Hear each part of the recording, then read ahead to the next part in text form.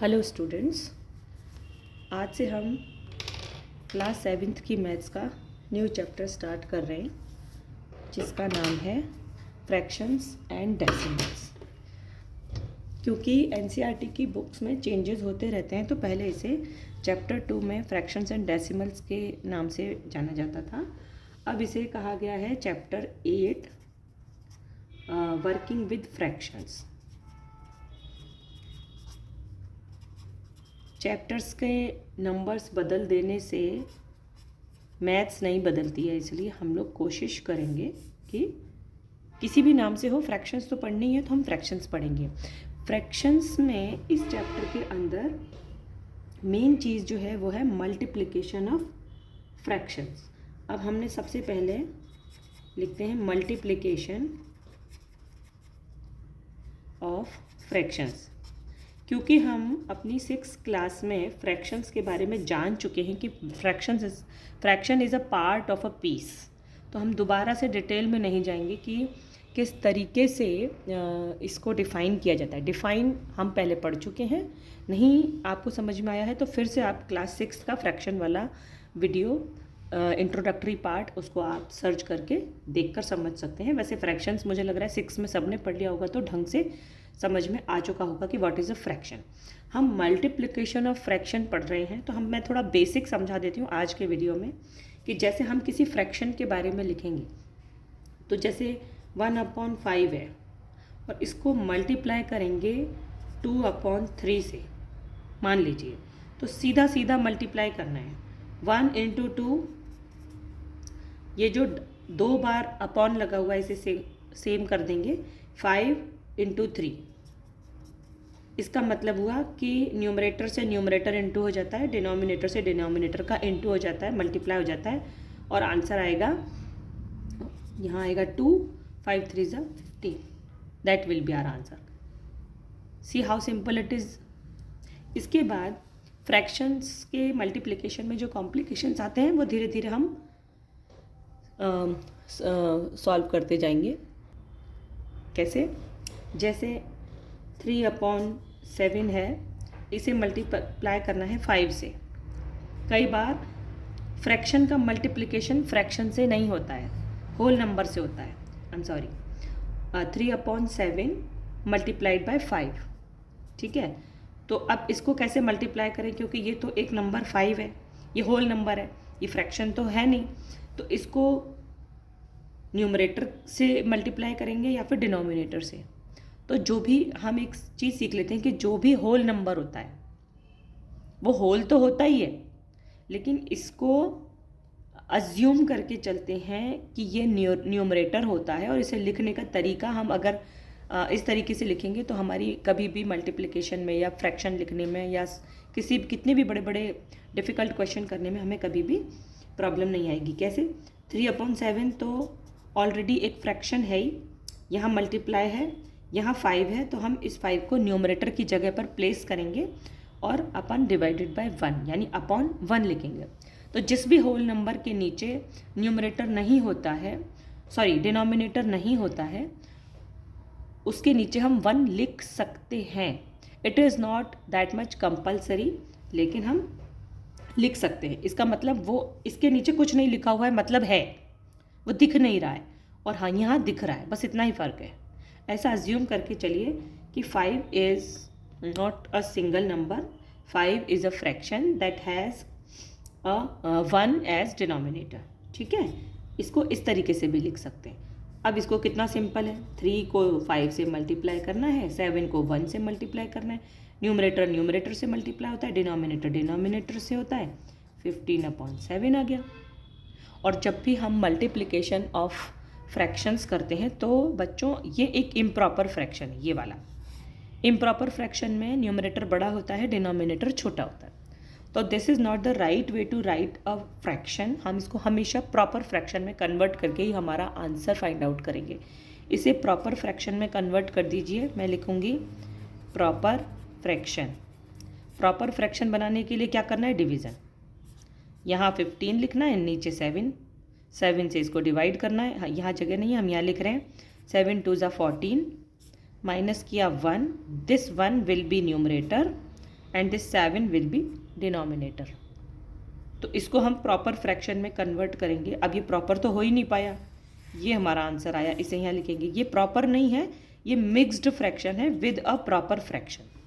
ये मिक्स्ड है, इसमें ये होल नंबर है और ये प्रॉपर फ्रैक्शन, दोनों को मिक्स करके ये आंसर आया। तो इसको कहते हैं इसका सिंपलेस्ट फॉर्म। इसको हमने, क्योंकि ये इम्प्रॉपर फ्रैक्शन था, इसको हमने लिखा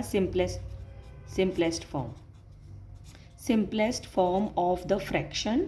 उसमें कन्वर्ट करके हम आंसर फाइंड आउट करते हैं, ये होता है आंसर।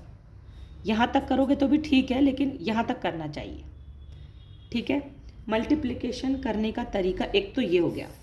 दूसरा सबसे ज़रूरी चीज़, चाहे वो फ्रैक्शन हो या होल नंबर हो, हमें फ्रैक्शन करना वैसे भी आना चाहिए। तो एक चीज़ जो है वो हमने पता नहीं कितने दिन तक पढ़ी है, मुझे नहीं पता, यूनिटरी मेथड जिन बच्चों को नहीं आता, इसका मतलब मैथ्स का ये बहुत बेसिक मेथड है जिसे सभी बच्चों को समझना बहुत ज़्यादा ज़रूरी है।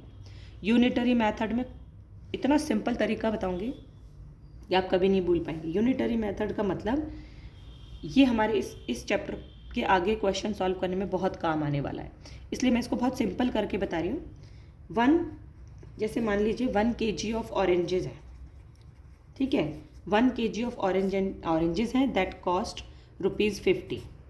These are ₹50। 1 kg ऑरेंजेस ₹50 इसकी कॉस्ट है, ठीक है। 5 kg ऑरेंजेस सबको पता है कि 1 kg ऑरेंजेस जो है वो ₹50 के आ रहे हैं, तो 5 kg हमेशा ज़्यादा के ही आएंगे, ठीक है। तो ज़्यादा के आएंगे तो 50 से ज़्यादा के हो जाएंगे। हम सामान खरीदने जाते हैं, बच्चे, आप 7th में आ चुके हो, आपको सबको पता है ज़्यादा सामान ज़्यादा पैसों में आएगा। तो ऑब्वियसली हम क्या करेंगे, इसको 50 को 5 से मल्टीप्लाई करेंगे और ये आ गया ₹250 हमारा आंसर, ठीक है। तो यानी आप 1 kg ऑरेंजेस खरीदने जाओगे तो ₹50 देने, 5 kg खरीदने जाओगे तो ₹250 देने, ठीक है। यहाँ तक सबको समझ में आ गया, ये है unitary method. But that does not and here. हम इसको बहुत सिंपल तरीके से एक बार और समझने की कोशिश करते हैं कि ऐसा क्यों हुआ। हमारे पास 2 टर्म्स होती हैं, जैसे प्रीवियस क्वेश्चन हमने प्रीवियस पेज में, ये पेज मैंने चेंज कर दिया है, प्रीवियस पेज में हमारे पास 2 चीज़ें थी। एक थे ऑरेंजेस, यानी वेट कह लो, ऑरेंजेस थे, और दूसरा था उसकी कॉस्ट। आई होप सबको दिख रहा होगा, हाँ, कि हमारे पास 2 टर्म्स होती हैं, ऑरेंजेस और कॉस्ट। हम एग्जाम्पल ले रहे हैं अभी। तो ऑरेंजेस और कॉस्ट में 1 kg ऑरेंजेस ₹50 के, तो 5 kg, ये ऑरेंजेस का जो वेट है वो यहाँ लिखना है, और 5 kg भी यहीं लिखना है। कॉस्ट यहाँ लिखनी है, कॉस्ट आएगी रुपीज़ में, ठीक है। वेट आएगा केजीज़ में, किलोग्राम। अब 5 kg ऑरेंजेस नहीं पता, ठीक है, इसका वेट, इसका कॉस्ट हमें नहीं मालूम है, तो हमने क्वेश्चन मार्क लगा दिया। अब आप ये देखिए, हमें एक स्टेटमेंट लिखना है, वो स्टेटमेंट कहाँ से स्टार्ट हो रहा है, स्टार्ट कहाँ से हो रहा है। स्टार्ट हम करेंगे, ये जो 2 चीज़ें हमारे पास ऑलरेडी गिवन है, इसमें 2 में से हमारे पास एक ही चीज़ गिवन है। 50 is given, means cost is given only for 1 time, the other time cost is not given, ठीक है। इसमें हमारे पास वेट 2 टाइम्स गिवन है, तो हम स्टेटमेंट बनाते समय यहाँ पर स्टार्ट करेंगे जो हमारे पास ज़्यादा बार गिवन है, यानी हमारे पास वेट गिवन है 2 टाइम्स, तो हम यहाँ लिखेंगे हमारा जो लिखेंगे हम वेट लिखेंगे।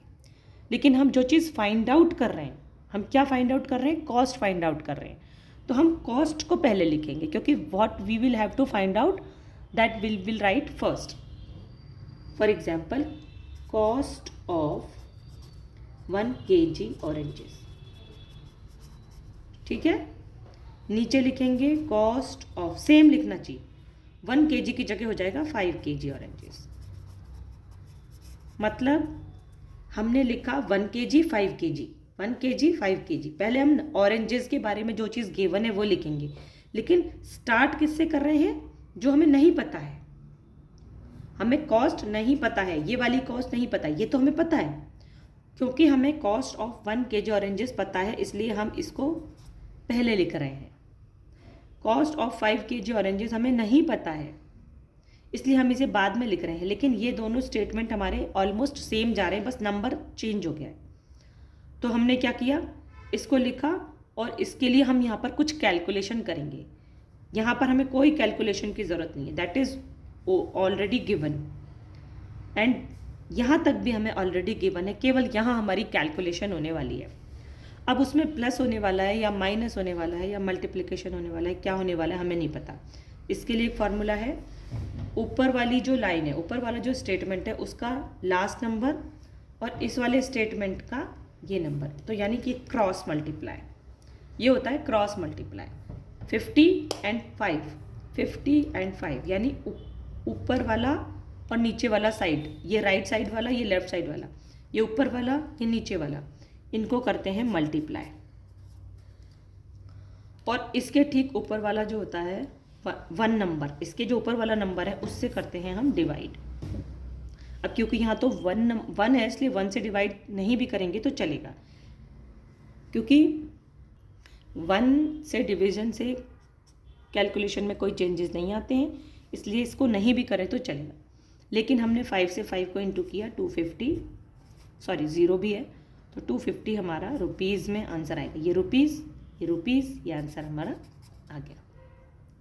इसको समझने के लिए एक और एग्जांपल ले लेते हैं कि if we have 3 kg of oranges, if we have 3 kg of oranges, okay, तो 3 kg ऑफ ऑरेंजेस की प्राइस है 150 रुपीज़। एक और एग्जांपल ले रहे हैं, नेक्स्ट एग्जांपल हम ले रहे हैं, एक और एग्जांपल हम ले रहे हैं 3 kg ऑरेंजेस। अभी तो हमारे पास यहाँ 1 kg थे, अभी हम ले रहे हैं 3 kg। तो 3 kg ऑरेंजेस कॉस्ट ₹150, ठीक है। देन 5 kg, अब इस क्वेश्चन में और इस क्वेश्चन में आप चेंज देखिए, यहाँ 1 kg था, यहाँ 3 kg है, ठीक है। तो 3 kg ऑरेंजेस अगर 150 रुपीज़ के आ रहे हैं तो 5 kg ऑरेंजेस कितने के आएंगे, ये सेम किया, ठीक है। आपको kg के नीचे kg आ गया, रुपीज़ के नीचे रुपीज़ आएगा ही नहीं, क्योंकि अभी हमने कैलकुलेशन नहीं किया, हमें मालूम नहीं है। हम क्या करेंगे, इसे फाइंड आउट करने के लिए इस स्टेटमेंट को लिखने की भी ज़रूरत नहीं है। अगर नहीं ज़रूरत है तो नहीं लिखिए, आप इसे मेंटली सॉल्व करने की कोशिश कीजिए। 3 kg 5 kg, इन दोनों को मल्टीप्लाई, इन दोनों को मल्टीप्लाई। अगर आपने ये सेटिंग अच्छी कर ली, ये सेटिंग जो है ये सेम होनी चाहिए, kg के नीचे kg सेम होना चाहिए। 1 kg ऑरेंजेस 5 kg ऑरेंजेस, यहाँ 3 kg ऑरेंजेस, यहाँ 5 kg, यहाँ कॉस्ट तो यहाँ कॉस्ट नहीं है, तो हम इन दोनों को मल्टीप्लाई करेंगे। Right side left side, upper side down side, ऐसे करें, ऊपर वाला नीचे वाला, राइट वाला लेफ्ट वाला, ठीक है। 150 मल्टीप्लाइड बाय 5, ठीक है। अब इसके ऊपर जो नंबर है 3, उससे डिवाइड, जैसे यहाँ 1 था, 5 के जस्ट ऊपर क्या नंबर था 1, 1 से डिवाइड। 5 के जस्ट ऊपर क्या नंबर है 3, 3 से डिवाइड। इसी को कहते हैं यूनिटरी मेथड। अब इसे सॉल्व कीजिए। 5 से 15 को मल्टीप्लाई करने से अच्छा है पहले मैं इस 3 से इसको कट कर दूं। हमेशा कभी भी इस तरह की कैलकुलेशन में आप फंसोगे नहीं अगर आप पहले डिवाइड को चूज़ करोगे।